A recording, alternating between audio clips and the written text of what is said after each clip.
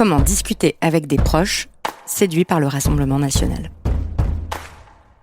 C'est l'heure de renverser la table avec Loumire Laprey, une femme politique et militante écologiste qui a quelques techniques à nous transmettre pour tenir des conversations difficiles. Un truc que j'entends beaucoup chez moi, c'est « Non mais il y a des trucs bien à gauche, il y a des trucs bien à droite, il y a des trucs bien à l'extrême gauche, à l'extrême droite. Ce qui serait bien, c'est qu'on fasse un programme avec un peu de tout. » Ça, pour moi, ça veut pas dire que les gens sont modérés, ça veut dire que les gens sont perdus. Le cœur et l'esprit des gens, c'est un champ de bataille. Il faut qu'une des visions du monde gagne. Et c'est pour ça qu'il faut avoir ces conversations. On peut pas gagner si on leur parle plus. À en croire les sondages actuels, à regarder élection après élection les scores toujours plus élevés récoltés par le parti du Rassemblement national, c'est-à-dire un parti d'extrême droite, héritier du Front national fondé par des anciens nazis et tenu par la famille Le Pen, les idées, les candidats et candidates de ce parti sont en train de gagner de plus en plus de Françaises et de Français. Statistiquement, il est donc probable que vous ayez, vous aussi, des proches de plus en plus séduits par leurs idées. Voilà qui obsède mon invitée, Loumire Laprey, une femme politique de 33 ans, partisane d'une écologie populaire, qui a été candidate aux législatives de 2022 dans le département où elle a grandi, l'Ain. Ces dernières années, elle a sillonné la France et les États-Unis pour comprendre ce qui pousse des électeurs de classe populaire vers le Rassemblement national en France ou vers Donald Trump aux États-Unis. Elle y a découvert des phénomènes assez comparables, des sentiments de désespoir et de colère face à des problèmes très réels. Le coût de la vie toujours plus élevé, les déserts médicaux, la fermeture des services publics, avec une confusion très bien entretenue sur qui sont les véritables responsables de ces catastrophes, en s'appuyant sur des idéologies de haine racistes et sexistes. Et elle s'attaque courageusement à ces questions dans son livre que j'ai vraiment énormément aimé. Ça s'appelle « Ces gens-là ». C'est sorti en septembre dernier aux éditions Payot.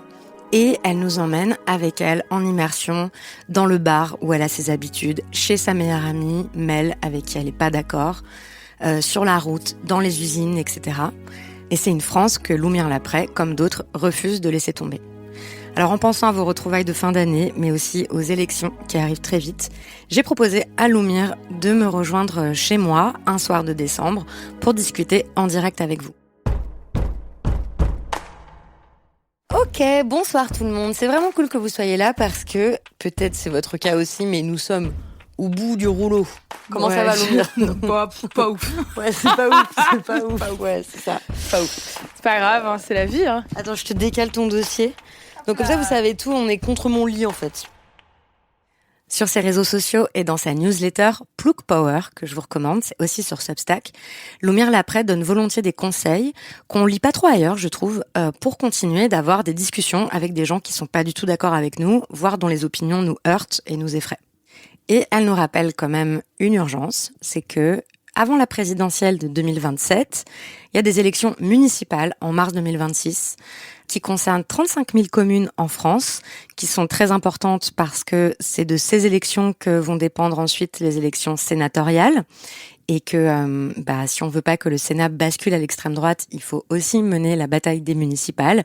Et donc, il y a une seule solution selon elle, c'est de faire campagne dès maintenant, d'occuper le terrain, de toquer aux portes, de nouer les liens avec des leaders d'opinion locaux, avec les patrons de bars, les entraîneurs de clubs sportifs, les commerçants, les commerçantes, etc. Comme elle le dit souvent, si vous êtes dans une petite ville ou un village, que vous êtes de gauche, allez-y, on vous en supplie, montez une liste. Je vous ai mis des liens et des références si vous souhaitez vous engager dans l'article qui accompagne cet épisode en ligne. Allez, c'est parti. Tu dis que c'est un livre que tu as écrit comme une lettre d'amour à la France que tu aimes. Donc pour commencer, quand on veut discuter avec ses proches, c'est quand même bien de se rappeler pourquoi on les aime et pourquoi cette France-là, on l'aime aussi malgré tout. Est-ce que tu peux nous raconter quelle est cette France que tu aimes, décrire l'endroit d'où tu viens et nous dire pourquoi il est représentatif d'une grande partie de la France? Alors moi, je viens de la Plaine de l'Ain, qui est une région de l'Ain, ce département entre Lyon et Genève, que peu de personnes connaissent finalement.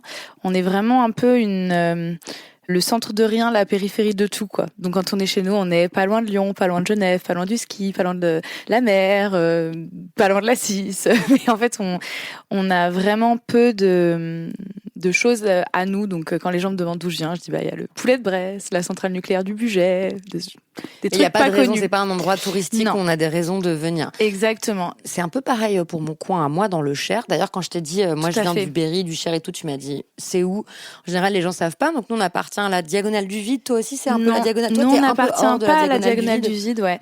Mais en gros, à quoi ça ressemble? Chez moi, c'est beaucoup de routes, beaucoup de champs de maïs et des pavillons, beaucoup.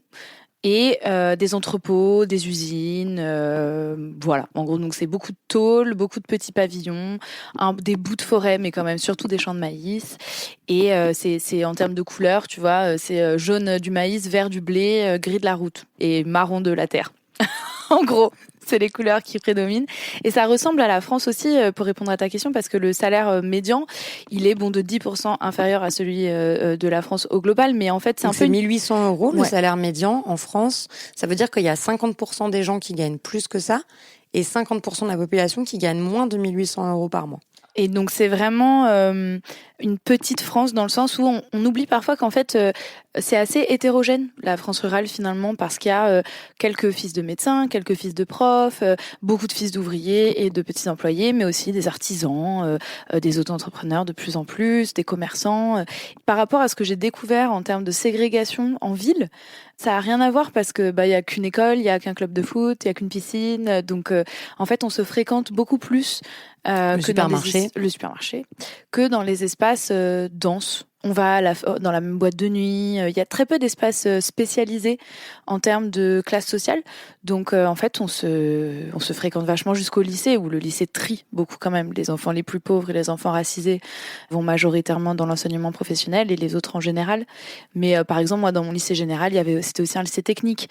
Donc, il y avait aussi quand même des fils de classe populaire. C'est majoritairement une France classe populaire haute et petite classe moyenne, en gros.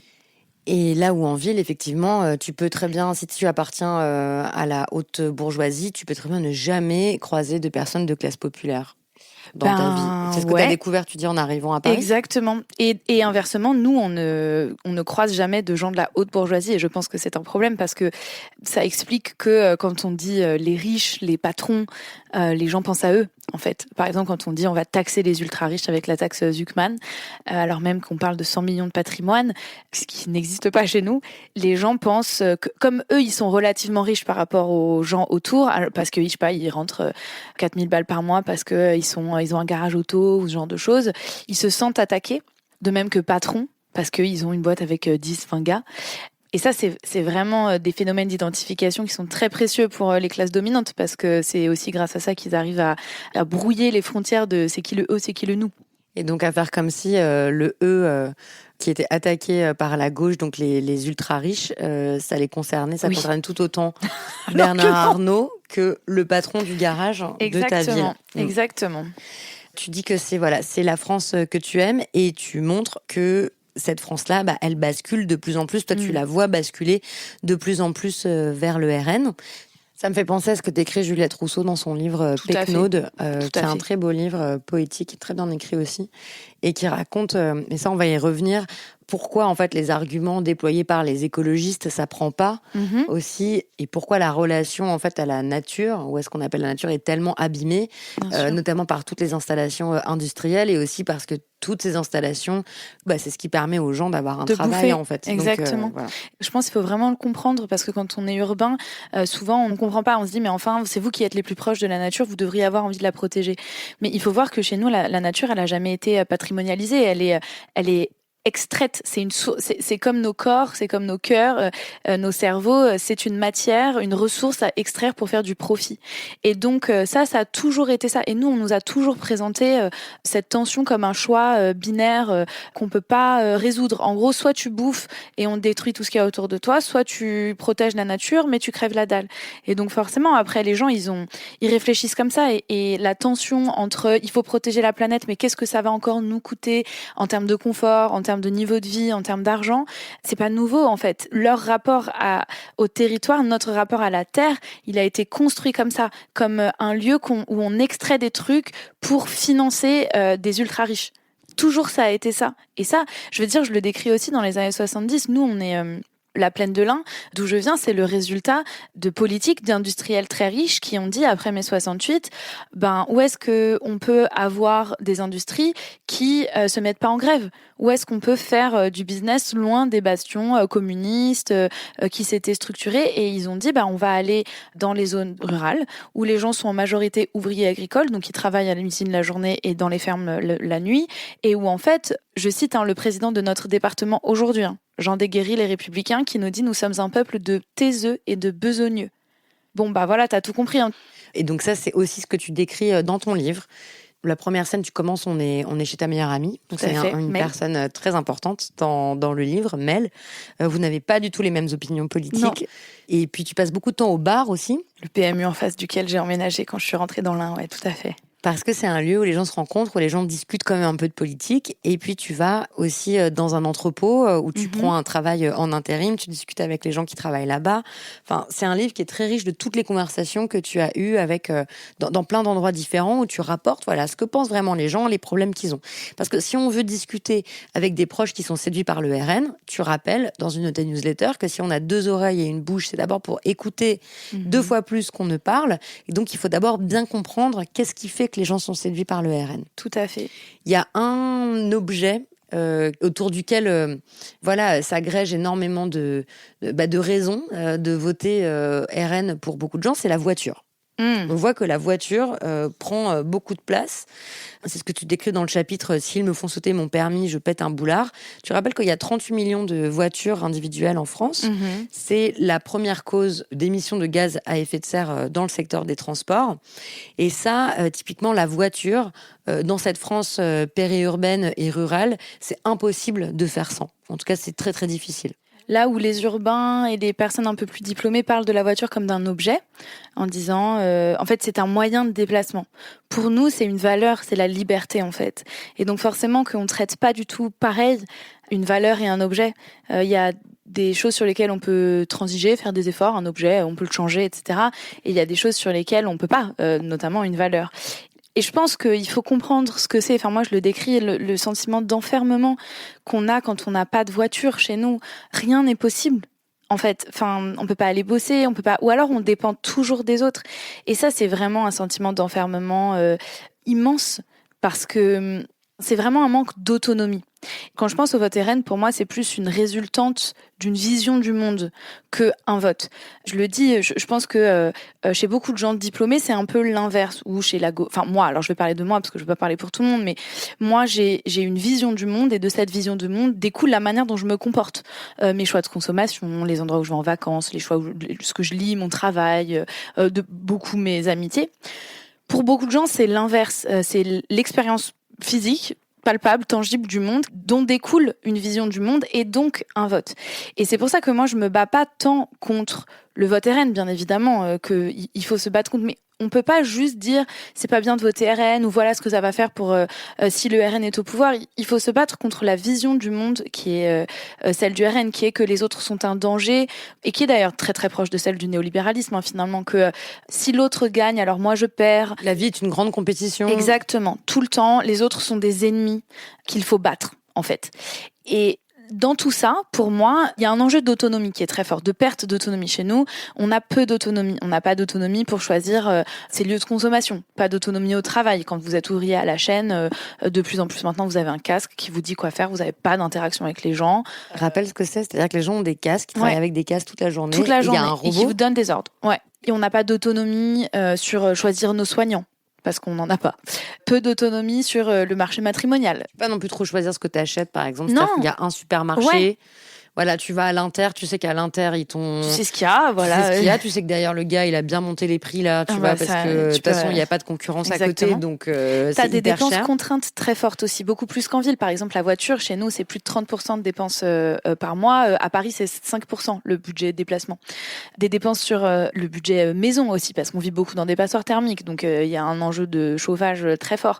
Et en fait, tout ça, ça crée vraiment une toute petite marge d'autonomie au quotidien. Et donc, la perspective de devoir lâcher ce qui te donne le plus d'autonomie, donc la voiture, mais aussi sur d'autres sujets, la piscine individuelle.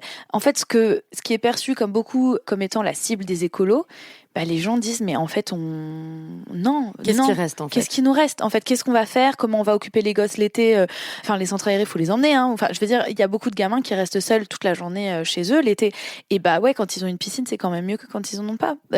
Et puis, si ils ont pas de voiture, ils peuvent pas aller voir. Je veux dire, la voiture, c'est pas aussi juste se déplacer pour aller bosser. C'est aussi aller voir tes amis, c'est aller voir tes gosses. Si jamais t'es séparé de ton conjointe, c'est aller voir tes parents. Enfin, je veux dire, c'est ce qui permet aussi le lien social. Et donc, la perspective d'être privé de ça, mais elle est insoutenable pour plein de gens. Donc, par exemple, comment discuter avec des proches séduits par le RN? Si la voiture, c'est une valeur super importante pour eux, eh bien, tu vas pas commencer à expliquer que, ouais, quand même, la voiture, ça pollue beaucoup. Non, c'est pas le sujet. Encore une fois, il faut revenir à la vision du monde. Donc, moi, ce que j'essaye de faire avec mes proches quand je discute du RN, c'est de démonter cette idée que les autres ne sont là que pour nous attaquer, nous voler des trucs, être en compétition avec nous. Et j'essaye plutôt de raconter, un peu ce que tu fais sur Parfois on gagne, que en fait, les autres sont une force. Parce que dans le rapport de force actuel, qui est de haut en bas et non pas de gauche à droite, on a plus de force quand on est très nombreux tous ensemble. Et ça, c'est révolutionnaire pour beaucoup de gens. C'est quelque chose qui n'existe plus dans leur idée. Et donc, je pense que ça, c'est raconter ça, montrer les fois où c'est arrivé, y compris chez nous. C'est beaucoup plus fort que de parler d'un truc individuel et de parler de privation. Et puis parler de ce sujet d'autonomie en disant, mais en fait, tu voudrais faire quoi? Par exemple, je parle beaucoup des scopes, de c'est quoi quand des ouvriers reprennent leur usine. Parce que ouvrier, tout le monde sait ce que c'est. Ça parle aux gens. Et donc, du coup, la perspective même d'être ouvrier et de décider pour soi, c'est une perspective révolutionnaire. Et je pèse mes mots quand je dis révolutionnaire. Et je trouve que c'est une conversation qui est plus intéressante que la voiture. Parce que je crois assez fondamentalement que j'espère quand on aura plus d'autonomie, notamment au travail, dans la démocratie locale aussi, on aura moins besoin d'autonomie confort. On pourra se dire, je suis moins accrochée à cette voiture ou à ce mini confort, au Black Friday, à Chine, enfin, à des trucs qui me donnent l'impression de l'autonomie et de la liberté. Et du plaisir aussi, d'avoir un peu de plaisir parce que tu consommes quand même à pas cher et tout. Exactement. Et que c'est ça, t'as pas beaucoup de sources de plaisir non plus. Mais c'est aussi parce que le quotidien est contraint. Je pense que si toute la journée tu travailles, enfin c'est ce que décrivent les ouvriers de Duralex par exemple. Donc je sais pas si vous vous rappelez le verre dans lequel on regardait notre âge à la cantine, qui a été repris par ces ouvriers. Ils disent que ça a changé leur vie. Alors même qu'ils font le même travail. Hein. Ce qui a changé leur vie, c'est que Duralex était sur le point de faire faillite et qu'il y a eu un plan de reprise des ouvriers pour qu'ils fassent une scope avec Duralex. Exactement. Ils ont décidé qu'ils allaient gérer l'usine eux-mêmes et eux, ils disent que ça change leur vie. Donc ça, par exemple, ça fait partie des histoires que tu racontes? Oui, tout à fait. Parce qu'en fait, c'est purement révolutionnaire pour plein de gens de se dire, mais attends, il faut voir aussi de qui on parle. On parle de gens qui ont été largement humiliés à l'école par le système scolaire. Donc tu rappelles que dans le coin où tu vis, les gens n'ont pas forcément fait des longues études. Ouais. La moitié des gens chez moi n'ont pas le bac. Donc ils ont soit pas de diplôme, soit un CAP. Par exemple, je raconte, moi sur ma photo de classe de première section de maternelle, on est 27 et on est 3 à avoir notre bac général. Quand je suis arrivée à Sciences Po, j'ai réalisé que la plupart des gens autour de moi, mes camarades, ils n'avaient pas un pote d'enfance qui n'avait pas un bac plus 5. Ce qui est fou. Donc il ne faut pas aussi minimiser les humiliations. Et c'est pour ça d'ailleurs que l'argument qui avait été déployé pas mal, j'ai trouvé à gauche, dans certaines parties de la gauche, dans les médias, de dire mais Jordan Bardella, il est bête, il a pas fait d'études, il fait des fautes de français. Très mauvais argument.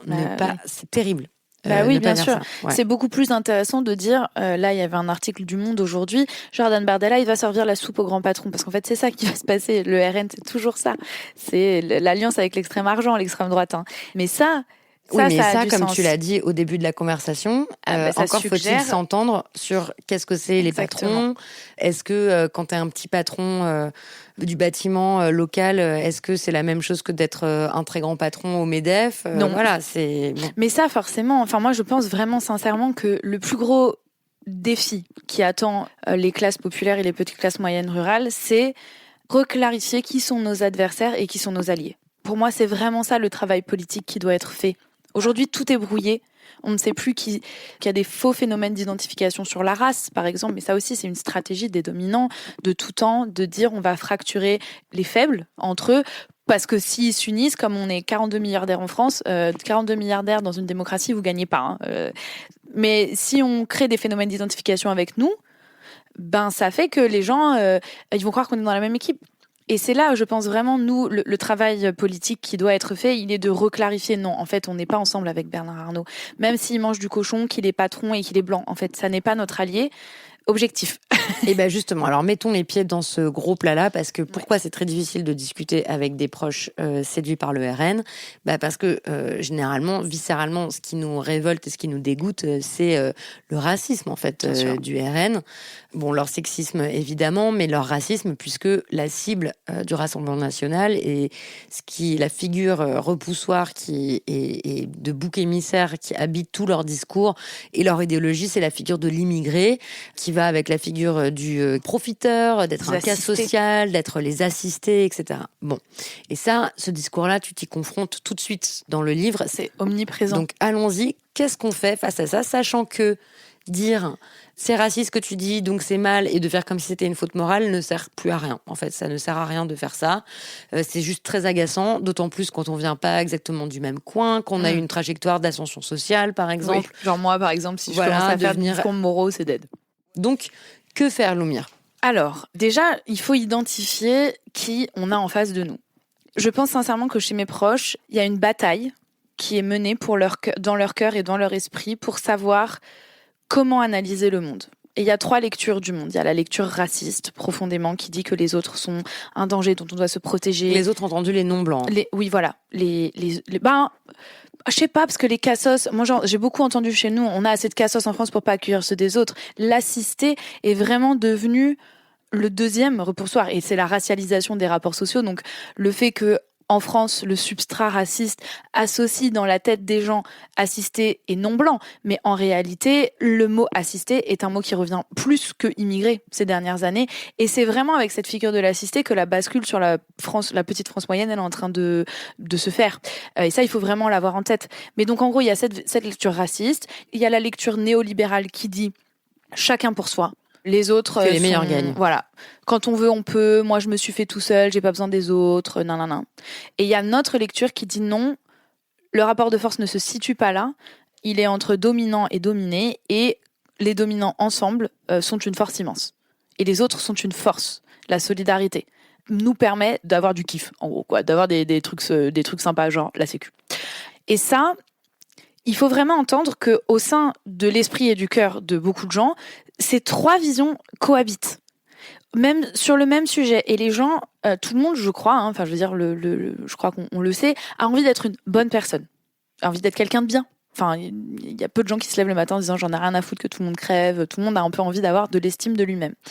Et je crois, pour l'avoir vu, que au sein d'une même personne cohabitent des tensions très fortes sur qu'est-ce qui fait de moi quelqu'un de bien et de respectable. Quand est-ce que je suis en train de me faire baiser? Quand est-ce que on est en train de me mentir? À qui il faut que je fasse confiance? Dans un contexte de défiance très forte face aux figures d'autorité classiques traditionnelles comme les médias, la science, les partis politiques, les syndicats. Et ça, il faut pas le minimiser, et surtout il faut pas se méprendre. J'entends beaucoup la gauche modérée dire un truc que j'entends beaucoup chez moi, c'est non mais il y a des trucs bien à gauche, il y a des trucs bien à droite, il y a des trucs bien à l'extrême gauche, à l'extrême droite. Ce qui serait bien, c'est qu'on fasse un programme avec un peu de tout. Ça, pour moi, ça veut pas dire que les gens sont modérés, ça veut dire que les gens sont perdus. Et ça veut dire que au sein d'eux, il y a une bataille de sens. Et que je crois assez sincèrement, mais ça c'est mon opinion de femme politique, que nos visions, ces 3 visions du monde, ne sont pas conciliables. Il faut donc qu'on gagne. Il faut qu'on, je veux dire, c'est Star Wars, Harry Potter. Il y a pas, on cohabite avec les méchants. Il faut qu'on gagne cette bataille. Par contre, on peut pas gagner la bataille en parlant qu'avec des gens qui sont déjà d'accord avec nous. Je crois. Sinon, je comprends pas vraiment ce qu'on fait en politique si on parle que aux gens qui sont déjà d'accord avec nous. Donc, il faut comprendre le degré de gens qui sont pas d'accord avec nous. Si les gens adhèrent profondément à une vision où le racisme est l'angle structurel qui explique le monde pour eux, moi, je ne parle pas à ces gens. Ils sont trop loin. Pour moi, à partir du moment où on arrive dans un schéma où tout est expliqué avec un angle, que ce soit le racisme ou la religion, les chrétiens évangéliques, les islamistes, les gens d'extrême droite. Enfin, vraiment, il y a dans la radicalisation, ce que les spécialistes de la radicalisation décrivent, c'est il y a plus de brèche, il y a plus de trou, il y a plus de doute. Il y a une explication qui explique tout, qui régit tout. Et il n'y a plus de place pour les émotions, pour la contradiction, pour l'humain. Ça, et donc, ces gens-là... si on se retrouve confronté à... Non, on part. Et voilà. Et comment fait-on quand ce sont nos parents et qu'on les aime, demande Ursulate. Ça, c'est très dur. Moi, je ne connais pas de gens comme ça que j'aime. J'avoue, je connais des gens comme ça. Pour moi, ce sont des adversaires politiques et je ne perds pas de temps. Les gens profondément racistes, pleins de haine, c'est terminé. Ouais, voilà. Et je mettrais dedans les néolibéraux forcenés qui pensent que quand on veut, on peut, et nanani, nanana. Profondément. Et qui refusent toute tentative de solidarité, toute tentative de communauté. Enfin, tout ça, je suis un peu là, genre, j'avoue... Alors, ces gens se situent un peu moins chez moi. Hein. C'est un peu moins le truc dominant. Mais moi, par contre, j'en ai vu dans la haute bourgeoisie. Voilà. Ils sont radicalisés. J'ai toujours cet exemple de ce mec qui conteste les rapports du GIEC, qui pense que le GIEC raconte n'importe quoi, que c'est des gens très, très éduqués, hein. Ouais, ça, j'avoue, j'ai pas de solution pour ces gens-là. Voilà, donc eux, ça sert à rien d'aller essayer de les convaincre et tout ça. Politica dit, mais alors quid du racisme ambiant et puant dans la société et les médias français? Bah oui, donc, ça c'est un énorme problème. Alors, oui. Donc moi, je parle de racisme. Il faut parler de racisme. Aujourd'hui, en France, à gauche, en tout cas mon interprétation, c'est qu'il y a un peu deux interprétations. Il y a la gauche molle, notamment très blanche, qui dit... Non, mais il faut surtout pas te parler de racisme, ça divise les classes populaires, oh là là. Moi, je pense que ces gens-là, ils disent bien plus leur propre inconfort à parler de racisme. Oui, ils sont là, ah non, mais c'est le wokisme, ça a pourri le débat politique. Exact. En fait, c'est à cause de vous, les woke, qu'on s'est mis à parler de race tout le temps, et ça fait peur aux gens, parce que c'est pas vraiment ça leur problème et tout. Voilà. Et ça, ces gens-là, à mon avis, disent beaucoup plus leur propre inconfort en tant que responsables politiques à parler d'un sujet qui est très inconfortable et qui est douloureux, c'est sûr. Et il y a aussi d'autres personnes qui disent non, mais ça sert à rien de parler à ces gens parce qu'ils sont ontologiquement racistes et ils vont jamais changer. Moi, je crois que il y a une troisième voie, qui est qu'on parle du racisme, y compris avec des gens qui disent des trucs racistes. Pour moi, il faut expliquer ce qu'est le racisme. Le racisme, c'est un outil de division des classes populaires. C'est inventé comme un outil de division des classes populaires, toujours en Algérie française, sur les plantations américaines. Enfin, je veux dire, l'objectif, c'est toujours de dire il y a une toute petite classe dominante, blanche, en majorité, et une masse de gens dominés. Si ces gens s'unissent, on va pas y arriver. Donc, il faut qu'on arrive à les diviser. Il y a plusieurs manières de diviser les gens. Hein. Le masculinisme en est un aussi. Et la classe, de dire, donc ça c'est quelque chose qui est très fort chez nous, t'as pas envie d'être le dernier de l'échelle. Donc, tu veux pas être en alliance avec ceux qui sont vraiment tout au bout, parce que toi, ça te permet de dire, au moins, je suis pas le dernier. C'est la même chose avec la blanchité, le fait d'être blanc. Tu te dis, au moins, je suis pas noir. Au moins, je suis pas arabe. Et ça, c'est un faux sentiment de sécurité, un faux sentiment de... Enfin, je veux dire, c'est une fierté qui n'a aucun sens, qui n'apporte aucun confort matériel, mais il faut pas la négliger parce que souvent les gens de gauche disent mais ils sont trop cons les gens qui votent pour le RN parce que ils votent contre leurs intérêts matériels. Mais il faut pas négliger l'intérêt du désir de fierté et d'appartenance. Je pense qu'on s'intéresse trop peu aux émotions en politique. Or, elles sont vraiment... Ce sont des ressorts extrêmement importants du vote. Donc pour moi, il faut arriver à dire aux gens, votre colère, elle est légitime. Moi, je suis désolée, je ne juge pas la colère de gens qui font les 3-8, qui ont l'impression d'être écrasés d'impôts, alors de taxes, comme eux disent, qui ont l'impression d'avoir très peu d'autonomie, qui ont l'impression de bosser pour rien, que tout ça, c'est des faits. En fait, oui, c'est ce que tu dis, c'est que c'est pas des impressions. La colère est légitime. Ouais. La question, c'est les responsables de cette colère. Et c'est là où, moi, je dis, il faut reclarifier qui sont nos alliés et qui sont nos ennemis. Parce que vraiment, si le constat est le bon, les responsables des problèmes matériels des gens ne sont pas les bons. Et ça ne peut arriver... Vincent nous dit colère légitime, explication merdique. Oui. On a le droit... Non, mais après, moi, je dis pas que ça doit être le projet de vie de tout le monde de parler avec les électeurs, les électrices RN. Hein. Franchement. Vous avez le droit, alors a fortiori si vous êtes concerné, si vous êtes une minorité raciale, si vous êtes musulmane, si vous êtes LGBT et que vous êtes concerné par la montée du RN en France qui vous menace dans votre chair, dans votre existence, mais protégez-vous, vous n'êtes pas obligé d'avoir ces conversations. Moi, je parle majoritairement à des gens issus de nos villages de France qui ont des proches qui sont en train d'être transformés par le RN et qui ne savent pas quoi faire. Donc voilà, je ne dis pas que le projet politique de tout un chacun doit être ça. Mais par contre, je pense que par exemple, en tant que blanche, on doit absolument lutter contre la suprématie blanche. C'est notre devoir d'être traître à notre race là et de combattre les idées racistes autour de soi, dès qu'on peut, de prendre cette charge-là, ça me paraît être quand même le minimum. Beaucoup de commentaires qui disent, moi, c'est mes parents qui virent à droite toutes. Ouais, ça m'est arrivé d'aller chez des personnes plus ou moins proches et tout, d'arriver, il y avait CNews allumé, je me suis rendu compte que CNews était allumé en boucle et tout, ça, je sais que ça arrive à des potes aussi. Problème. Ça, c'est un immense problème. Et c'est pour ça qu'il faut avoir ces conversations. Parce que alors après, ça, c'est la manière dont je vois le truc, mais moi, je vois vraiment ça comme le cœur et l'esprit des gens, c'est un champ de bataille. Il faut qu'une des visions du monde gagne. Pour que notre vision du monde gagne, il faut livrer bataille, en fait.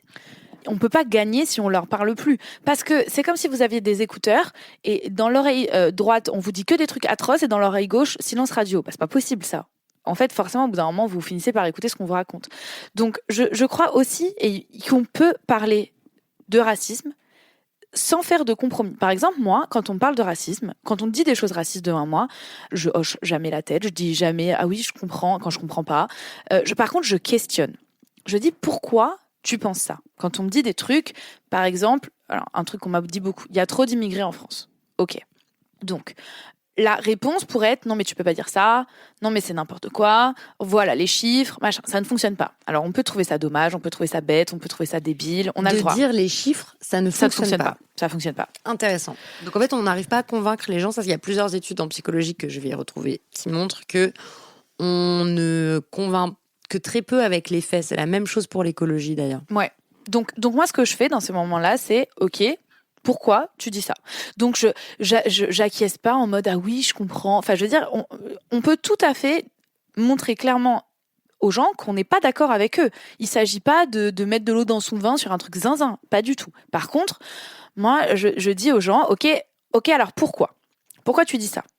Alors là, c'est intéressant parce que donc souvent, ce qui arrive quand on détricote le fil de la pelote, c'est il y a trop de compétition. La vie est un jeu à somme négative.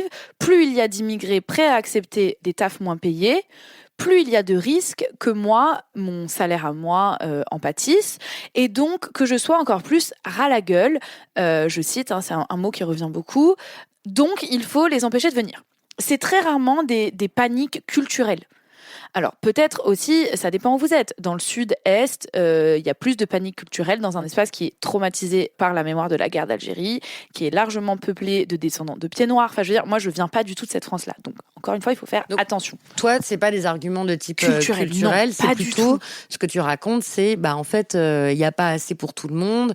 On a déjà trop de taxes, on est déjà trop taxé. Voilà. L'argent, nous, on voit pas la couleur de l'argent parce qu'on n'a plus de services publics. Tout a disparu et tout, donc on a l'impression de payer pour les autres, et les autres c'est qui? Les jeunes des banlieues, les gens qui sont pas blancs, les gens qui vivent loin, etc. Et les fameux assistés, et les fameux migrants les migrants à qui on donne un logement, une carte bancaire, enfin tout ça. Ce n'est pas vrai, d'ailleurs, bien sûr, quand vous arrivez, on ne vous donne pas un logement et une carte bancaire. Mais bien sûr, le logement va jouer énormément dans ce discours-là, parce que tout le monde en France galère à se loger. Il y a une énorme crise du logement. Les gens payent énormément de leur budget de plus en plus. Ça a vraiment explosé la part de l'argent consacré au budget. Et comme il y a très peu de logements sociaux qui sont construits, il y a énormément de gens sur liste d'attente. Et donc, oui, les gens sont très en colère de ne pas pouvoir se loger. Oui, et les puissants organisent la compétition entre nous. Encore une fois, pendant qu'on se bat entre nous, on n'est pas en train de se battre au-dessus. Et ça, c'est vraiment important de le comprendre. Moi, ce que j'essaye de voir, c'est que la personne en face de moi est une victime de la propagande qu'on lui assène toute la journée. Ça ne veut pas dire qu'elle n'est pas responsable de ses actes. Moi, je n'excuse pas le vote RN. Et je tiens à dire que le jour où ces gens-là auront mis le RN au pouvoir, on aura une conversation différente, parce que là, ça va devenir très compliqué de pardonner. Et moi, c'est pour ça que je fais ce travail maintenant. C'est parce que je ne veux pas avoir à me poser la question de est-ce que je dois pardonner aux gens que j'aime, parce qu'ils auront contribué à tuer potentiellement des milliers de personnes. Je ne veux pas penser à ça. Donc, je me dis, on n'en est pas encore là. Donc, comment est-ce qu'on fait pour rattraper les gens par le callback, quand même? Parce qu'un truc qu'il faut avoir en tête, c'est que si le RN passe d'un parti minoritaire à un parti de masse, c'est qu'il a converti des gens. Je ne crois pas que les gens soient devenus des monstres. Ce qui s'est passé, c'est qu'ils ont adhéré à une vision du monde qui est extrêmement problématique et qui est monstrueuse, ça c'est sûr.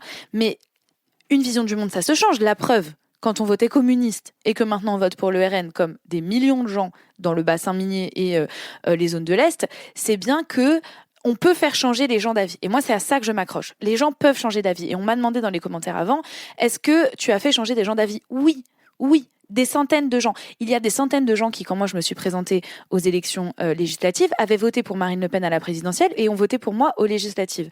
Pourquoi ? Parce que mon message, il leur parlait à eux, en disant, moi j'entends tout ce que vous me dites.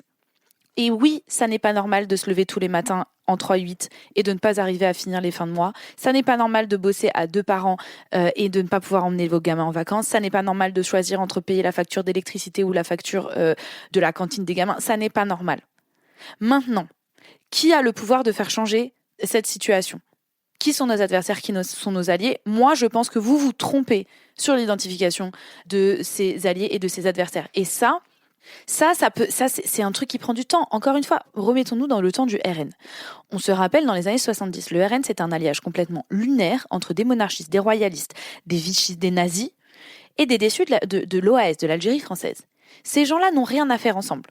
Enfin, je veux dire, ils sont même pas d'accord sur le projet de politique. Mais pour autant, ils disent, OK, dans 50 ans, on sera majoritaire. C'est ce qui est en train de se passer. Et pour moi, il faut vraiment qu'on soit dans une perspective de conquête, où on dit, on parle à tout le monde. Alors, encore une fois, il y a des gens qu'on ne convaincra pas, ça c'est sûr. Mais on ne parle pas seulement aux gens qui sont d'accord avec nous. Ça ne veut pas dire qu'on change notre message. Moi, je ne change jamais mon message, je dis toujours la même chose. Peu importe là où je parle, j'écoute. Et je dis toujours la même chose dans l'esprit, mais par contre, j'essaye de m'adapter à de quoi ils ont envie de me parler. S'ils me parlent de salaire, ce qui est quand même un des trucs les plus récurrents chez moi, les gens... C'est ce qui revient tout le temps dans ton livre, sur tous les sujets. Ouais. Et la question, c'est qui peut faire en sorte que tu sois mieux payé ? Mais c'est pas les migrants, en fait. Il faut arrêter avec ça, ça n'a pas de sens.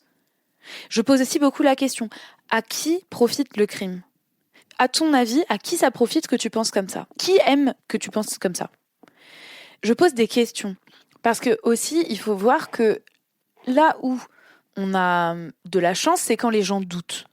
Quand les gens ne doutent plus, c'est fini. Mais quand ils doutent, par exemple sur je décrivais le sujet de la crise migratoire. On m'a beaucoup dit mais moi je veux pas que ces gens meurent. Bien sûr que ça me fait de la peine. La crise migratoire, on dit que c'est bon. Enfin, il faut quand même revenir sur ça aussi, c'est-à-dire qu'il n'y a de crise migratoire que parce que la réponse de l'État à l'arrivée de personnes qu'on appelle maintenant des migrants, mais qui sont des réfugiés, qui sont des exilés, des personnes qui sont obligées de s'exiler parce que la situation chez eux devient insupportable à cause de la guerre, du niveau de vie ou d'autres choses. Ça a été quand même de fermer les frontières, d'avoir une politique répressive extrêmement importante, de ne pas les accueillir, de les criminaliser, etc. Donc c'est ça qu'on appelle la crise migratoire, mais il n'y a pas eu une explosion du nombre de gens qui sont arrivés, quoi. Non, bien sûr.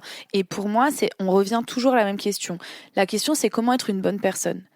Moi, je dis, pour être une bonne personne, il faut choisir ton voisin, même s'il bouffe pas de porc parce qu'en fait, tu es sur la même chaîne que lui. Je pose aussi beaucoup la question, c'est quand la dernière fois que tu as eu un problème dans la vie ? Raconte une situation difficile. Eh bien, l'immense majorité du temps, le responsable, c'est l'État parce qu'il y a une absence de service public, ou c'est le patron. Ça, les gens se disent, ah oui, j'avais pensé à ça, c'est vrai ça. Il faut recréer beaucoup de doutes sur, en fait, attends. Moi, je dis aux gens, quand tu t'arrives pas à dormir la nuit, tu penses à quoi ? Les gens, ils pensent aux traites de leurs pavillons qui ne sont pas sûrs de pouvoir payer. Ils pensent à leurs factures. Ils pensent à leur ambiance de travail qui ne se passe pas bien. À leur santé. À leur santé, bien évidemment. Ils pensent à leurs gosses. Est-ce qu'ils vont avoir assez d'argent pour pouvoir eux aussi devenir propriétaires ? En fait, ils pensent à des choses concrètes. Et nous, ce qu'il faut qu'on arrive à faire, c'est rattraper les gens en les réancrant dans leurs propres préoccupations. Parce que là où le RN... on n'a plus... Et ça, je veux dire, c'est pour ça aussi que moi, je vois beaucoup mes proches comme des victimes. C'est parce qu'on n'a plus d'espace de politisation. Donc, ça veut dire plein de petites entreprises, ça veut dire aussi... de l'intérim. Voilà, de l'intérim. Donc en fait, le fait que les gens changent d'entreprise sans arrêt, puis que c'est très précaire. Donc tu te syndiques pas. En intérim, si tu te dis je vais rester 2 mois, tu te syndiques pas. Puis c'est trop risqué aussi de le faire. Attends, alors on a vraiment énormément de questions. Attendez. Peux-tu reprendre l'exemple interrompu tout à l'heure ? Quelqu'un dit en France, il y a trop d'immigrés. Tu réponds, pourquoi tu penses ça ? Et ensuite, qu'est-ce que tu dis ? Alors, donc pourquoi tu penses ça ? Alors, donc là, souvent, on arrive à une vision du monde, en fait, au-delà du vote. On arrive à les autres sont mes compétiteurs. Et là, je pose des questions sur, par exemple, c'est quand que les autres ont été une compétition pour toi ? Raconte Ok. À ton avis, c'était donc par exemple, je sais pas, il y avait peu de place pour devenir CDIsé. Il y avait donc pour savoir qui a été CDIsé alors qu'on était en intérim, il y a eu 2 personnes qui ont été choisies, c'est 2 personnes immigrées, elles parlaient même pas français, j'en sais rien. Et je demande aux gens de raconter des situations très précises en disant comment ça aurait pu mieux se passer. Alors oui, tu peux voir le truc d'où ça se serait mieux passé si ça avait été moi qui avais été pris pour être en CDI. Mais est-ce que tu penses pas que tout le monde devrait avoir droit à un CDI dans cette boîte ? Oui, mais tu dis c'est pas possible. Oui, mais tu dis c'est pas possible. Donc c'est la compétition. Alors, mais ça, c'est comme tout le monde devrait avoir un logement. Fatalité, oui, mais c'est pas possible. La fatalité, c'est très dur. Mais c'est là où moi je dis aussi beaucoup aux gens pourquoi c'est pas. Qui dit que c'est pas possible ? Qui décide ? Est-ce que je dis, tu vois, par exemple, je dis aux gens quand tes parents ils étaient à l'usine, est-ce qu'ils étaient en CDI ? La réponse est oui. Ok. Qui a décidé qu'il y avait plus de CDI ? Qui a décidé que chez VP, par exemple, l'entrepôt où j'ai travaillé, il y aurait 50% d'intérimaires ? Est-ce que c'est les salariés ? Non. C'est VP. Donc c'est qui VP ? C'est ton patron. Ok. Donc, maintenant, il faut arriver à poser les bonnes questions. Alors, est-ce que si on reprend le truc, est-ce que le problème c'est les immigrés ou est-ce que le problème c'est ton patron ? C'est ton patron. Ok, donc du coup, le sujet c'est que tu as peu accès à des biens et à des services. C'est pareil pour les services publics. Moi, je comprends, je suis désolée, je refuse de condamner des gens qui disent je paye autant d'impôts que les gens en ville et pourtant j'ai pas de médecin. Putain, moi, je suis rentrée habiter chez moi. J'ai habité 3 ans chez moi. Je n'ai jamais réussi à trouver un médecin traitant. Alors, je vous parle pas. Il y a 2 psychiatres conventionnés pour un bassin de 100 000 habitants chez moi. Il y a un passage très émouvant d'ailleurs où tu dis, tu racontes le suicide d'un homme. Et que, oui, il aurait bien aimé peut-être consulter, etc. Mais bon, il n'y a pas de psychiatre. Il n'y a personne pour prendre soin de la santé mentale ni de la santé physique. Donc, oui, les gens ont plein de problèmes de santé. Ils payaient beaucoup, mais ils n'ont pas de service public, mais pas non plus la poste, pas non plus de... Oui, tout ferme. Et ça, c'est vrai. Quoi. Ouais, les maternités pour accoucher. Chez nous, ils ont supprimé un poste de postier. Le centre des impôts a fermé. Enfin, en fait, il faut vraiment aussi comprendre que... Et c'est là où je trouve que l'extrême droite est très forte et il faut absolument qu'on se batte. Mais la grande capacité de l'extrême droite, c'est de prendre nos mots, de les vider de son sens et de remettre un nouveau sens dedans. Quand c'est la ce que droite... montre Naomi Klein dans son livre, le double. Aussi, un des autres trucs qu'ils font, c'est que tout ce qu'on veut pas voir à gauche, toutes les choses où on passe un peu par-dessus parce que ça, voilà, on est là, c'est des questions un peu tabous et tout pour nous. L'extrême droite, ils récupèrent ces sujets-là qu'on veut pas avoir, qui sont importants pour les gens, et ils en font quelque chose. Moi, je pense que un des problèmes, par exemple, une des choses qu'on veut pas du tout voir à gauche parce que ça a été trusté par l'extrême droite, ils ont toute l'explication, etc. C'est sur l'insécurité, par exemple. Bien sûr. Et c'est horrible parce qu'on n'arrive pas à avoir un vrai discours construit, complexe, intéressant, et juste sur l'insécurité à gauche. Voilà. Et donc à repolitiser ce qu'on appelle insécurité, ce qui fait que les gens se sentent pas en sécurité, etc. Et hop, c'est l'extrême droite qui a récupéré tout ça. L'antisémitisme, les amis. À gauche, on n'a pas voulu regarder l'antisémitisme. Il y a plein d'antisémites partout à gauche. On en a fait un non-sujet parce que nous, on est la gauche, on est gentil. Résultat, on a très rarement, en fait, à gauche, pris la défense des juifs et des juives sérieusement. Et donc, hop, c'est l'extrême droite qui l'a récupéré. Voilà. Et là où c'est intéressant, et c'est là où je pense qu'il y a un vrai problème de représentants politiques aussi, c'est que quand les gens sont concernés, ils parlent vachement bien de ces sujets. Sur l'insécurité, le drame absolu qui a touché Amine Kessassi à Marseille, donc qui est ce militant contre le narcotrafic à Marseille, dont un deuxième frère a été assassiné, il traite de l'insécurité. Enfin, je veux dire, avec une justesse qu'on ne peut avoir que quand c'est quelque chose qu'on a utilisé. Il n'a pas peur. C'est d'ailleurs pour ça, potentiellement, qu'il a été visé. Mais je pense qu'il y a vraiment un sujet aussi, et quand on me demandait si j'avais convaincu, c'est aussi parce que moi, je parle avec les mots, avec le cœur, avec l'amour des miens. Et ça ne s'invente pas. En fait, il y a un moment, il faut aussi laisser la place. Quand on me dit, oui, il n'y a pas de gens qui représentent la France rurale et périurbaine, mais en fait, des milliers de leaders ont émergé pendant les Gilets jaunes. Où sont-ils ? Est-ce qu'on leur a fait une place en politique ? Est-ce qu'on leur a fait une place dans le syndicalisme ? Non, la réponse est non. Il ne faut pas prendre à la légère des enjeux de représentativité. Je veux dire, s'il y a une génération Rima, c'est aussi parce que Rima Hassan, eurodéputée pour la France Insoumise, elle a incarné quelque chose par son identité, mais aussi bien évidemment par son discours, par juste sa manière de parler, qui elle est. Et nous, on crève d'une absence de représentativité comme ça. Moi, j'ai des amis qui votent pour Jordan Bardella parce qu'il s'appelle Jordan. Bah oui, parce qu'il fait de la muscu, parce qu'il a l'air sympa, il fait pas la gueule sur les réseaux et tout ça. À l'Assemblée nationale, il y a 5% de personnes, de députés, qui viennent des classes populaires, des ouvriers, des employés. Voilà, c'est 45% de la population française qui est ouvrier employé. D'ailleurs, c'est en lisant ton livre que j'ai entendu pour la première fois la proposition de parité sociale.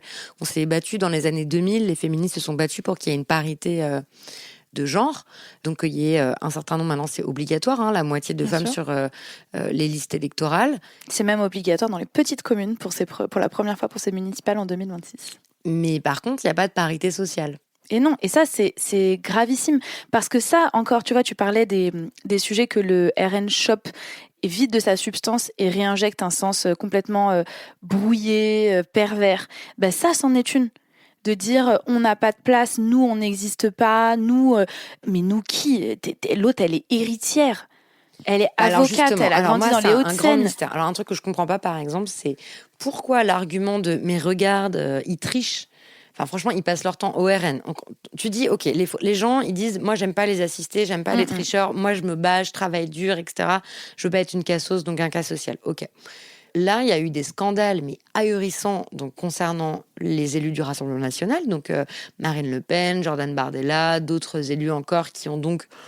qui ont été condamnés quand même à des peines d'inéligibilité parce qu'ils ont volé, en fait, de l'argent public, donc notre argent. Comment ça se fait que ça ne choque pas, en fait ? Alors, pour moi, il y a plusieurs explications. J'étais avec ma meilleure pote il n'y a pas longtemps en voiture. On parlait du procès de Sarko. Elle me dit, non, mais Sarko, s'il a été condamné, c'est juste parce qu'il est de droite. Alors là, j'ai pas du tout suivi mes propres conseils. J'avais bu 2 pains, j'ai pété un plomb. Tu peux pas dire ça. Est-ce que tu sais ce qu'il a fait Sarko ? Machin, gna, gna, gna.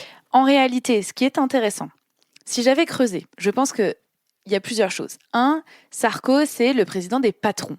Son conjoint est patron. Elle trouve, et je l'entends tout à fait, que pour un petit patron, il n'y a pas de marge de manœuvre. C'est vrai que si jamais tu as un contrôle et que tu es hors la loi, toi, tu vas en tôle, en fait. Et il n'y a pas des évitements, etc. Encore une fois, Sarkozy, il a complètement enrichi, entretenu ce phénomène d'identification en disant « je suis comme vous ». C'est d'ailleurs le piège absolu du RN. Où maintenant, quand on attaque le RN, on attaque les électeurs. Ils ont réussi à créer un espèce de phénomène d'appartenance, d'identification extrêmement forte entre leur base et eux. Ils nous méprisent, donc ils vous méprisent. Ils nous invitent pas sur les télés. C'est pas parce qu'on ment, c'est parce que, regardez, ils ne veulent pas entendre votre voix. Ça, c'est très dur à déconstruire. Je fais des comparaisons avec des phénomènes d'emprise amoureuse.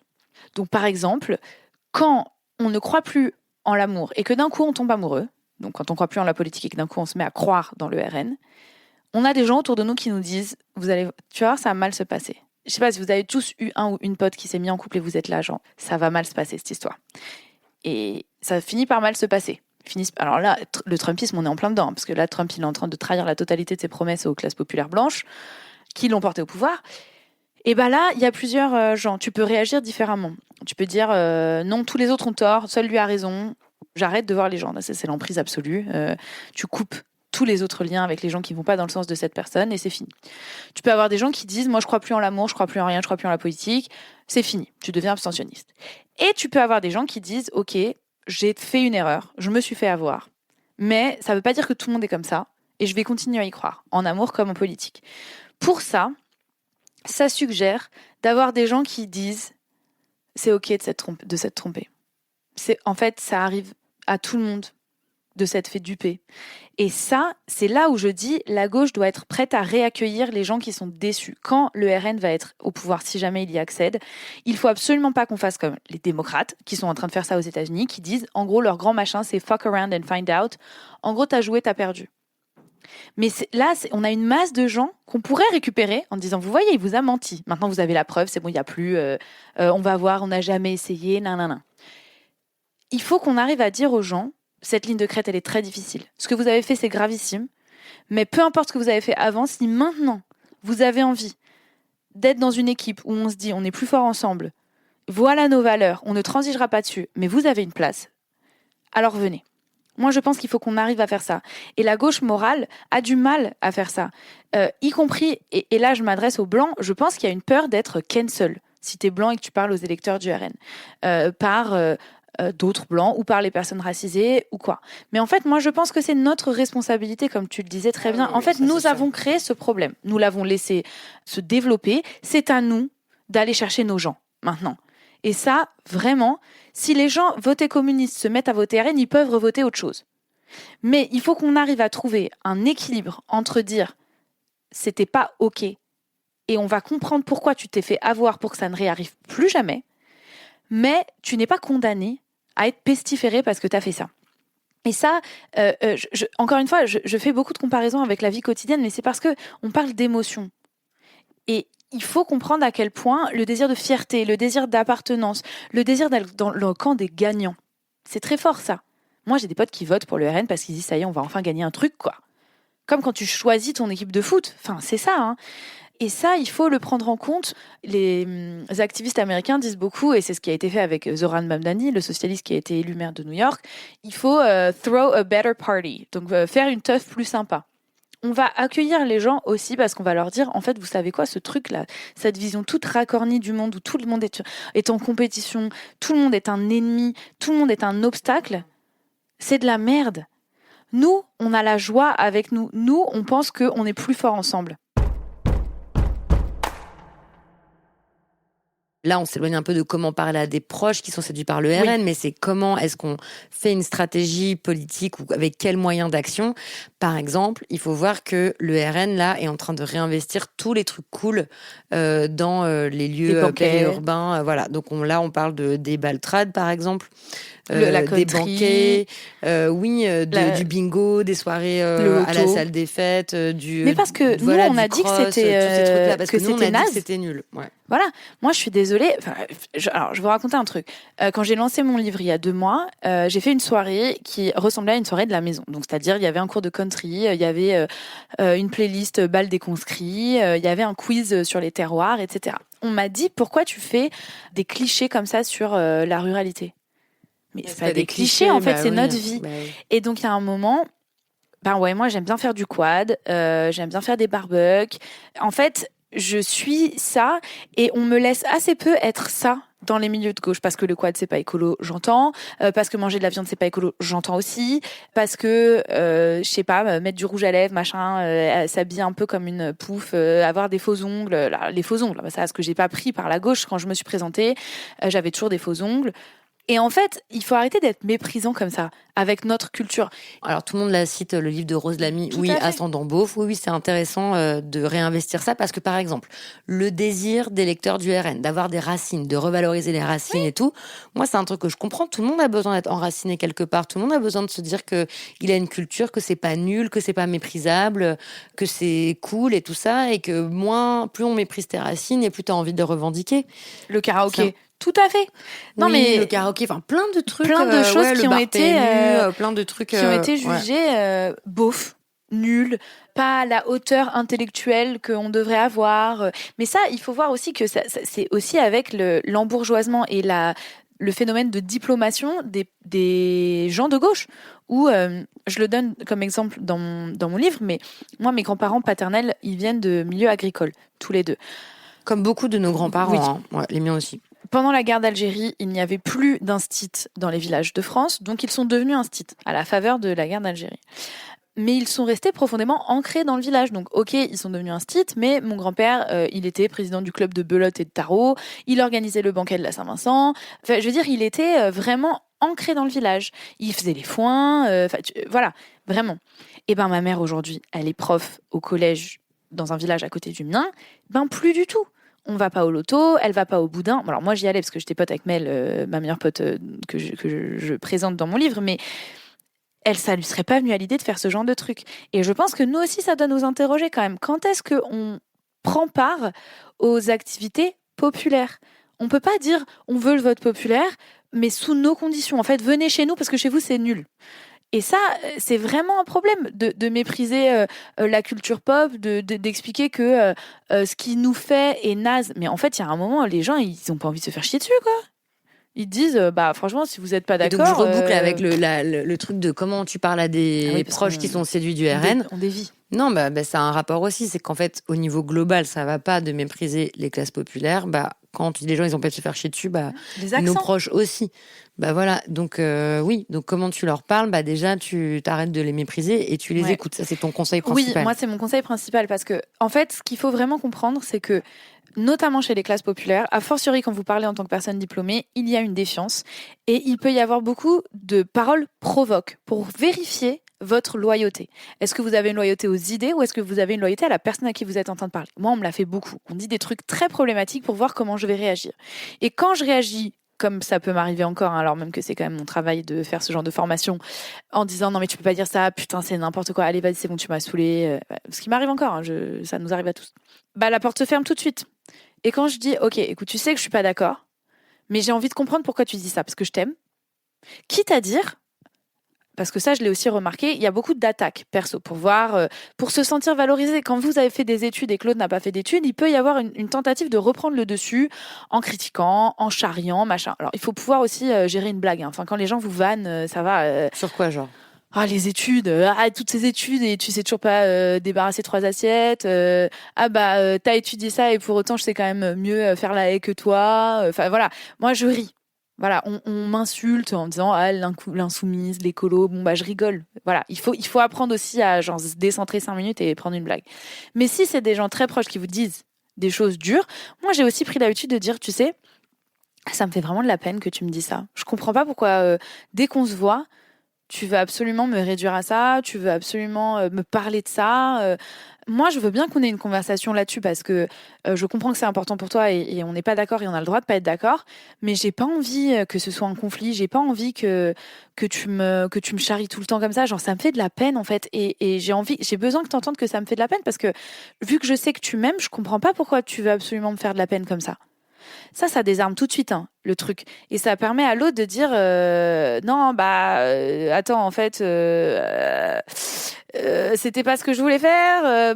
Ça marche pas à tous les coups. Tout ce que je vous dis, c'est des essais. De toute manière, il n'y a pas de recette magique, sinon ça se saurait, on serait au pouvoir, on aurait la sécurité alimentaire, on travaillerait 3 heures par jour et ce serait génial. Mais bon. Il faut aussi montrer aux gens que l'objectif, c'est d'avoir une conversation d'humain à humain. Le plus important dans la conversation, c'est le lien qui vous unit à cette personne. C'est pas les idées. Vous avez le droit de décider qu'il y a des idées qui, pour vous, sont des lignes rouges, qui fait que la relation n'est plus possible. Ça, c'est votre droit, c'est vous qui décidez. Mais si vous n'en êtes pas encore là, moi, je vous conseille vraiment de traiter cette relation comme une relation de couple, une relation avec des enfants. En fait, une embrouille sur le lave-vaisselle, le lieu des vacances, le machin. Est-ce que vous avez déjà essayé de dire à l'autre, en fait, t'es vraiment trop con, t'as rien compris, je vais t'expliquer comment ça se passe. Ça marche pas dans une embrouille de couple. Ça marche pas mieux en politique, en fait. C'est beaucoup plus utile de dire j'ai besoin de comprendre, en amour comme en amitié, de dire là on se comprend pas, ce que tu dis ça me heurte, j'ai besoin à la fois de comprendre pourquoi tu dis ça et à la fin de t'expliquer pourquoi moi ça me heurte. Et après on tombera pas forcément d'accord, mais au moins on se sera mieux compris à la fin de cette conversation parce que là j'ai l'impression qu'on n'arrive plus à être en relation sans parler de ça et que quand on en parle mal.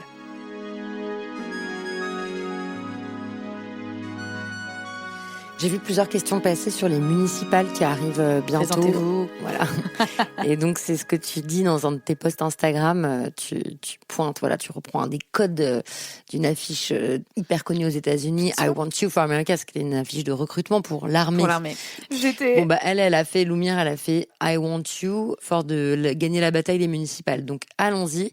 C'est parler à nos proches ou parler à des gens moins proches qui sont séduits par le RN, notamment pour les municipales. Quelles sont tes préconisations, Loumire ? Alors, il faut parler de concret. Il faut monter des listes. Déjà, présentez-vous. Si vous êtes dans un bled, a fortiori, où il y a une liste de droite, une liste d'extrême droite, machin, montez une liste progressiste. On n'est pas obligé de l'appeler de gauche. Vous n'êtes pas obligé d'avoir les logos. On s'en fout. OK ? Juste, présentez-vous. Ça va être dur, c'est pas évident, mais rappelez-vous, il n'y a personne qui va venir nous sauver. On va se sauver tout seul. Il faut arrêter de croire qu'il y a quelqu'un qui va à un moment, que les partis vont gérer leur... Non. On va se sauver tout seul. Donc, ensuite, sur les municipales, je vois une question sur Mélenchon. On arrête de parler du national. Moi, ce qui m'intéresse, c'est qu'est-ce que vont manger tes enfants à l'école et nos grands-parents à l'EHPAD ? Comment est-ce qu'on va se déplacer ? Est-ce qu'il va y avoir de la culture ou pas dans notre bled ? Et où est-ce qu'on va habiter ? C'est ça, les grandes prérogatives d'une municipale. Il faut dire aux gens, en fait, on parle de concret. On ne parle pas de Jean-Luc Mélenchon et de la France Insoumise. On ne parle pas de Jordan Bardella et de ses procès. On s'en fout. On parle de Qu'est-ce qu'on veut pour notre village ? Il faut dépolitiser le machin. Ah, c'est intéressant parce que vous voyez, dans les discussions avec les proches séduits par le RN, il faut partir dans la vie quotidienne et politiser le problème. Donc dire, bah voilà, si t'es pas assez payé, c'est pas la faute des immigrés, c'est la faute des patrons. Si tu galères à te loger, bah, c'est parce que l'État a pas mis l'argent pour qu'on puisse construire des logements, etc., etc. Bon, mais dans les municipales, dépolitiser le bazar. Voilà, c'est ça. Il faut comprendre ce que vont faire les listes de droite et d'extrême droite. Il faut pouvoir dire aux gens, regarde, dans telle ville, je vous donne un exemple, Hénin-Beaumont, le grand fief du RN dans le Nord-Pas-de-Calais, une des premières choses qu'a fait Steve Briouat, le maire RN, c'est de fermer le secours populaire. Alors, la question qui se pose là, c'est est-ce que tu penses que les gens qui n'ont pas assez à manger et qu'il y a une asso qui essaye de les aider, est-ce qu'ils doivent pouvoir continuer à recevoir à bouffer ? Si tu penses oui, alors du coup, vote pas pour le RN. Mais vu que l'argument, c'est les assistés et tout ça. Alors après, c'est différent souvent quand c'est la ville. Parce que c'est des gens que les gens connaissent. Donc ils sont moins durs. Vous savez, c'est un peu le principe, on est toujours plus dur avec les gens qu'on connaît pas parce qu'il y a moins d'enjeux perso. Hein. Mais il faut vraiment réussir à dire que vont faire ces gens. Et à parler de ce que vous voulez faire aussi. Il faut qu'on arrête d'être toujours en réaction. Vous vous rappelez, on fait une teuf plus sympa. On propose des trucs mieux. Parce qu'en fait, on en a marre de toujours dire... les autres, ils vont faire ci, et eux, ils ont fait ça, machin. Vous pouvez le dire. Moi, je pense que c'est important d'avoir en tête ce que fait le RN quand le RN prend le pouvoir. Enfin, Racheline, c'est quoi, Fréjus, détournement de fonds publics. Enfin, bon, c'est quand même toujours bien de... Alors, et pareil, il faut expliquer, ça veut rien dire détournement de fonds publics. Ça veut dire, il a pris l'argent qui devait payer les gens qui étaient paysagistes pour la mairie et il s'est acheté une montre avec. Il faut être concret. Et après, il faut dire ce que la liste de gauche propose. En fait, parler de ça, et il faut rassurer les gens en disant si c'est possible. Parce qu'un truc qui nous bute, c'est la fatalité. Non, en gros, on peut pas avoir des trucs chouettes parce qu'on n'a pas assez d'argent, parce que c'est pas vrai. Il faut dire aux gens, regardez, ce budget, il existe. En fait, il faut y croire. Venez, on essaye. Venez, on essaye d'y croire. On a essayé de pas y croire, ça fonctionne pas. Venez, on essaye autre chose. Et puis si ça marche pas, dans 6 ans, on mettra quelqu'un d'autre. Mais là, on a l'occasion, si vous avez une liste sympa en plus, de dire nos gamins, tu veux qu'ils mangent bio ou tu veux qu'ils mangent pas bio ? A priori, tu veux Destin commun, qui est une orga qui analyse les pensées majoritaires sur différents sujets, a fait des études sur les municipales. Et elle a dit aux gens, c'est très intéressant, je trouve. Est-ce que vous voulez plus de bio dans les cantines et les EHPAD ? Donc, il y a 7% de gens hyper chelous qui disent non. Bon. Mais eux, c'est on leur parle pas. On va pas convaincre tout le monde. L'objectif, c'est 51%. Et après, sur ces 93% de gens qui disent oui, il y a plus de la moitié de gens qui disent oui, mais pas sûr que ce soit la priorité. C'est à ces gens qu'il faut parler, parce qu'en fait, eux, ils sont dans une logique de manque, de jeu à somme négative. Si on fait ça, ça veut dire qu'on fera pas ça. Si on fait ça, oui, ce serait bien, mais on n'a pas l'argent. En fait, il faut qu'on dise, mais si on peut. Regardez, eux ils l'ont fait, ça a créé de l'emploi. Enfin, je veux dire, il y a une newsletter sympa qui s'appelle la Fédération des trucs qui marchent. Je connais pas, c'est où ? C'est sur Kessel, les newsletters, qui raconte plein de trucs qui ont fonctionné. Ah ça, moi j'adore tous ces trucs-là, les histoires de trucs où on gagne, les trucs... Il faut de l'espoir, en fait. Vraiment, il faut pouvoir dire aux gens, ça, en fait, à Mouansartou, à Châteauneuf-sur-Grasse, donc 2 villages dans l'arrière-pays niçois, il y a du bio à toutes les cantines et tous les EHPAD. Ça permet d'embaucher des paysans locaux. Et après, ils ont créé un magasin pour vendre le surplus. C'est possible. Ça existe. Il y a des villages qui ont mis des panneaux solaires partout.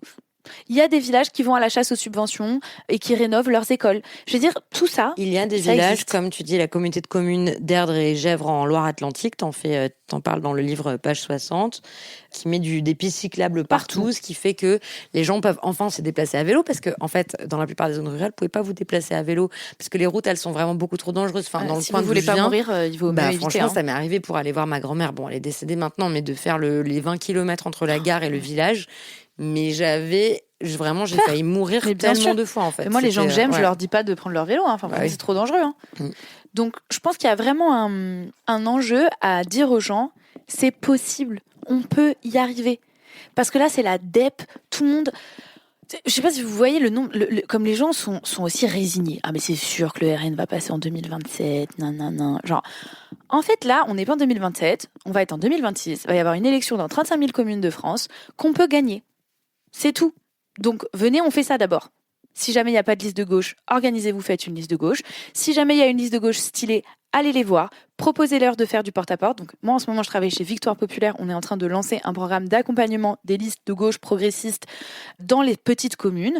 On va vous aider. Il y a des ressources qui existent. En fait, on a 4 mois pour se retrousser les manches. C'est possible. On peut gagner des trucs. Ok, c'est pas la fin. Et je vous le rappelle quand même, le maire, c'est l'élu préféré des Français, hein, donc sa parole a du poids, qu'elle soit au PMU, aux commémorations du 11 novembre, sur le marché, etc. Et ça fait une grosse différence si on parlait de vision du monde, passe sa vie à relayer les éléments de langage du RN, passe sa vie à dire non mais les autres c'est sûr c'est la compétition, c'est nanani nanana, ou s'il y a quelqu'un qui dit venez, on arrête de parler de ça, à la limite, si on veut mettre tout le monde d'accord. On va organiser un banquet par an pour qu'on se parle tous et pour les gens qui n'ont pas de Noël. On va mettre des panneaux solaires parce que, sans parler du grand débat sur le nucléaire, le machin, venez, on va être autonome en électricité chez nous. En fait, tout ça, on peut le faire. Donc, on fait ça et je vous rappelle que ces gens élisent le Sénat. Et si on... Oui, que les élus locaux, en fait, c'est eux qui votent pour le Sénat. Donc, ça ne va pas être de se taper un Sénat d'extrême droite ou de droite. Il faut vraiment investir les municipales. C'est incompréhensible que le part des partis de gauche n'ait pas investi cette bataille. Je n'en peux plus. À part se demander qui va diriger les grandes métropoles qui sont déjà à gauche et en plus ne même pas réussir à s'unir pour nous éviter Rachida Dati à Paris.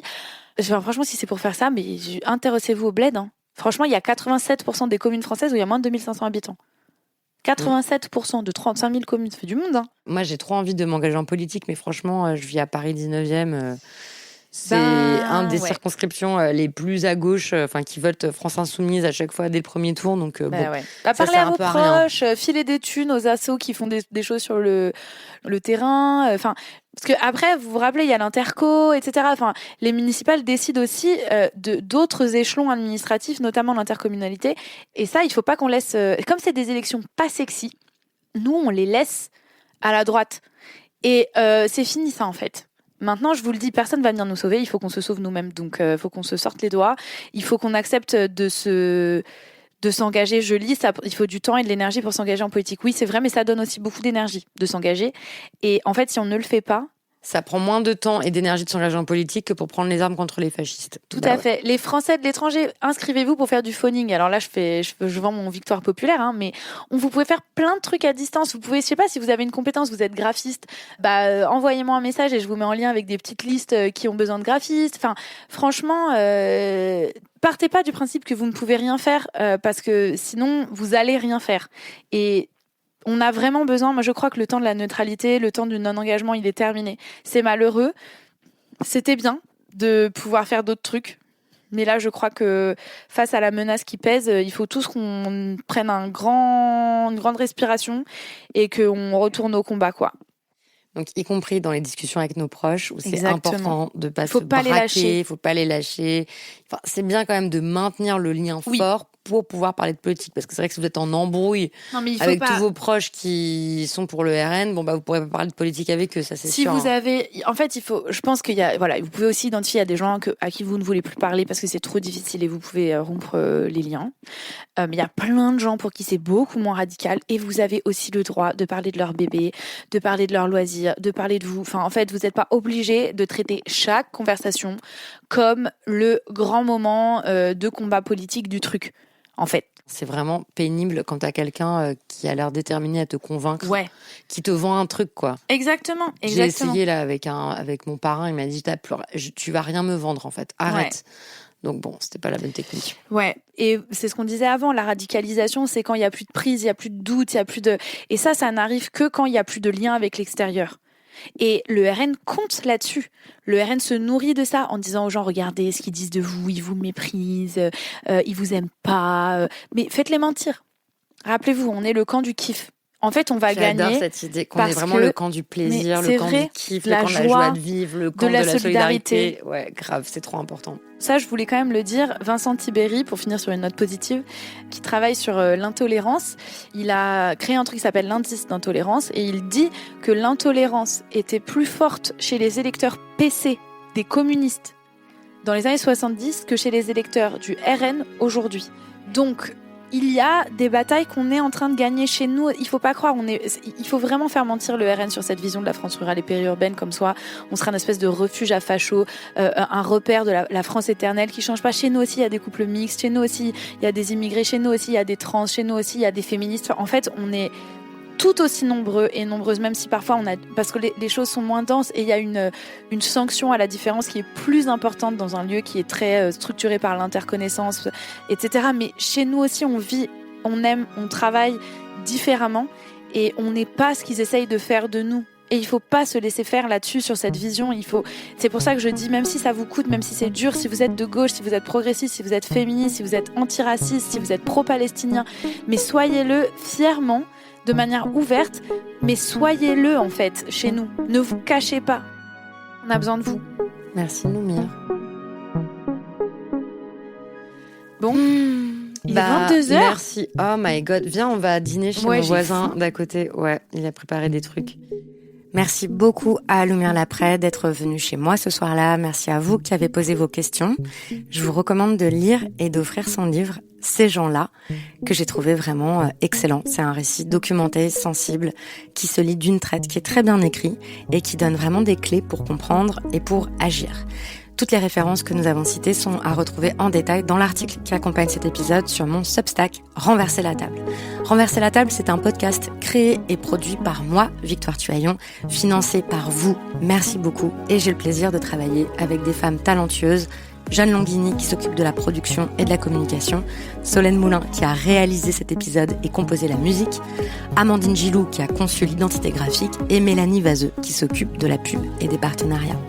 Merci beaucoup pour votre écoute. À bientôt et tenez-nous au courant s'il vous plaît des conversations que vous avez eues avec vos proches, de vos difficultés.